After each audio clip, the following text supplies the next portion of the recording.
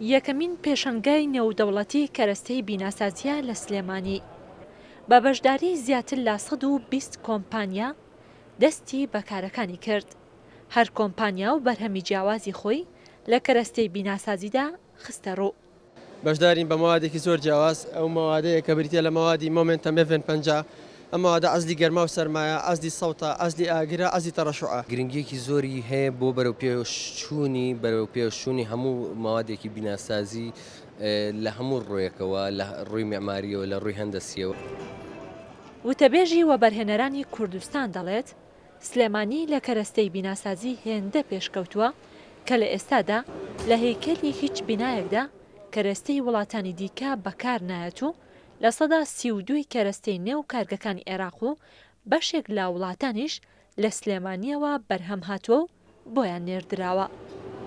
ئێمە ئێستا لە سنووری پارێزگای سلێمانی هەنێ بەرهەممان هەیە کە لە سلێمانی بەرهەمیەت یەکسەر هەمووی عێراق ئەگرێتەوانێ، هەنێ بەرهەممان هەیە بەڕاستیسە بە وڵاتانی دەرەوە ئەڕوات. الحەمدوللا ئێستا کارخانەی دروستکردنی پارچەی ئەلمونیۆم کەوتۆتە سنووری سلێمانیەوە، کێبڵ بەرهەمەکانی کێبڵ و کارەبایی، بەرهەمەکانی ئەو ئاوەڕۆ ئەو بۆریانەی کە بەکاریە ئێستا هەمی کەوتون سنووری پارێزگای سلێمانیەوە. کەرپوچ کە بە پێڵەن خشت لە لای خۆمان ئێستا لە سنووری سلێمانی بەڕاستی بە جۆرە بەرهەمیانرێ بۆ هەمووی عێراق نێرێ. هەر بۆ زانیاریتان ئێستانە چەندین کارخانەی تر لە شاری پیشەسازی عربەت دەستیان بە بەرهەمێنانی چەندین کەرەستەی تر کردووە. ئێمە ئەمانەیە دوجار بینایە دروستکەین، ئەم بینایە لە 180 ئەو شتانی کە لەو بینایە بەکارێنین لە سلێمانی بەرهەم بێت.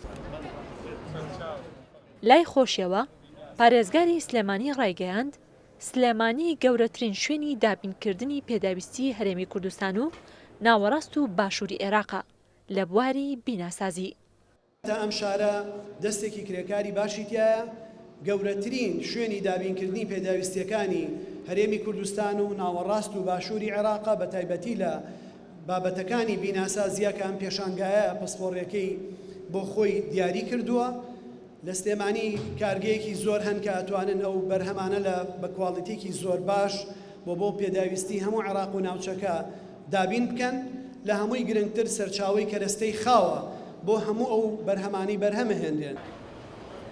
کارگە و کۆمپانیاکانی حوت وڵاتی نێودەوڵەتی لە پێشەنگاکەدا کەرەستەکانی خۆیان نمایش کرد کە ئەوەش هەنگاوێکی گرنگە بۆ ئاڵوگۆڕی زانستی سەردەم لە بواری بیناسازیدا لە ماوەی 4 ڕۆژی پێشەنگا نێودەوڵەتیەکەدا.